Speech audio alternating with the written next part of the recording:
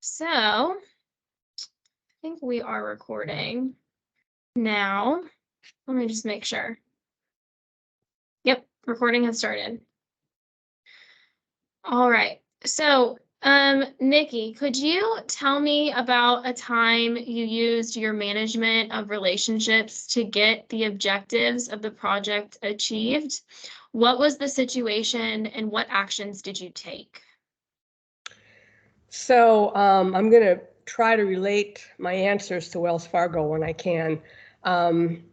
In one of my roles as a process engineer for Wells Fargo, I was working with a process owner, and based on new requirements from Wells Fargo in terms of how processes were set up, we had to split a process, and that his process, and he wasn't too happy with that because it meant change and all of that for his staff. So I worked through with him the reasons why the change had to be done, explaining the requirements, and asked him to share with me what his concerns were. And then most of them were, retraining his staff, things like that. So I offered to help him, and I did help him go through identifying his concerns and how we were going to address them, and then offered to help him address those changes and figure out a timeline to get it all done. So that's one of the examples that I can think of right now. Okay, awesome. Um, So next question, could you describe a time you were working on a project and it required the evaluation of risk and or compliance? What was the situation and what did you do to address the risk or compliance? So as a process engineer, I always work with SMEs, subject matter experts, and those were often, as I mentioned before, a process owner or a process manager. So really in all cases where we were making changes, maybe we were doing an annual review, maybe it was a new process that we were building together, but I would ask questions pertinent to just what you were describing. What risks are we mitigating in this process? What kind of controls can we implement to make sure that the process is working properly, and also that we comply, because there will be audits and various risk management types of activities. So that's what I would do when I was working with processes at Wells Fargo. I was never the subject matter expert, but I always had those folks on the team and would ask them the questions to address all those concerns. Gotcha. Okay. Now, in terms of partnership, could you tell me about a time you were working on a project and needed to assemble subject matter experts to achieve the project's objective? What was the situation and how did you organize the work to maximize the SMEs? So in my last role with Wells Fargo, I've had 3, as you know, all process related, but the last role, I was working with a woman on my team, and she and I were used to working in iGraphics and taking the lead. And in the team I was on, the resiliency, the TRDR team,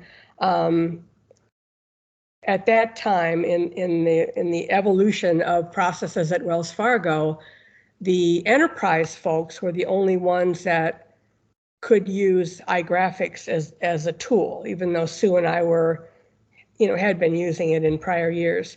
So what we did was we put together a meeting where we asked them to describe their role. So, and this was with the SMEs as well. So everybody understood what their roles and responsibilities would be to, in this case, update the process that was currently in Visio to make sure it was current, accurate, and also bringing up to iGraphics requirements. So we asked them, Sue and I both worked on this, we asked them to, for all of us, to talk about what our roles were and responsibilities and who was going to do what, so that in the end, we had a project where everybody was clear on roles and we could move forward without any confusion or conflict. Gotcha. Alrighty. Now, in terms of like organization and business, could you tell me about a time where you were working on a process improvement project? How did you work with the project stakeholders to define the problem, and how did that inform the next steps for the project? So in a case like that, where I can, I use a a methodology, and I do have a Lean Six Sigma green belt. So this is something that certification. So this is something I learned through that process, called DMAC, which is define, measure, analyze, improve, and control. And sometimes all those steps don't apply, so you have to customize to the situation. But I would go through all the steps that apply to the situation to identify, what the process was and what the issue was, how to measure it, how to change it, how to control it. And I would explain ahead of time to the SMEs what methodology I was using and why, and so they could follow along with me, and that's how we accomplished making the improvement. Gotcha. And then finally, in terms of efficiency, could you tell me about a time you received minimum direction on a project? What steps did you take to gather information and get underway with the effort? And what did you do to ensure that the direction you were going in was correct? So what comes to mind is in my last role, I was asked to be the Kanban lead and work with the product owner on in Agile to identify, well, the epics were already identified, but the stories and the tasks to support the epics. And Agile was new to the team, so we were all kind of working under giving it our best shot as opposed to knowing exactly what to do and how it would fit with our team. We had some team members that were pushing back because they felt that the time to use Agile and to set up the projects in that way was taking time away from completing the project itself.